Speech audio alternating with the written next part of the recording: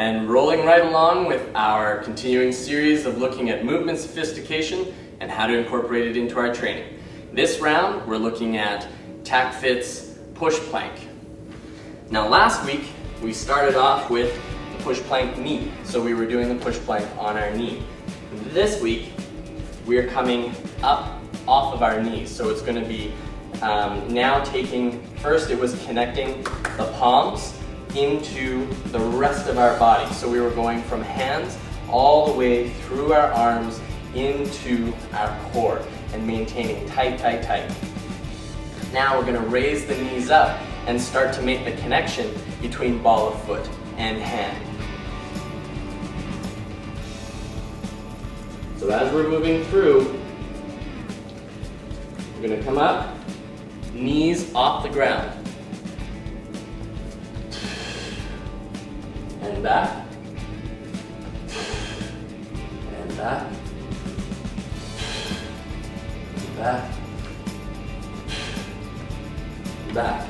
Now, important difference between this one was when we were on our knees, we were moving through from forearms into palms and all the way back to our heels. This round, we're actually only driving through onto our palms and coming back to the instant that our forearms touch the ground. As soon as our elbow and forearm comes down, that's where we stop and then we move back forward. So it's actually a much smaller range of motion. So it kind of,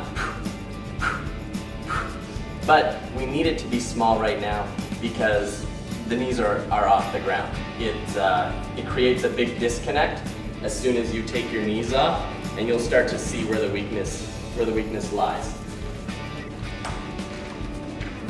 From the front. So knees are off the ground, and we push up, back.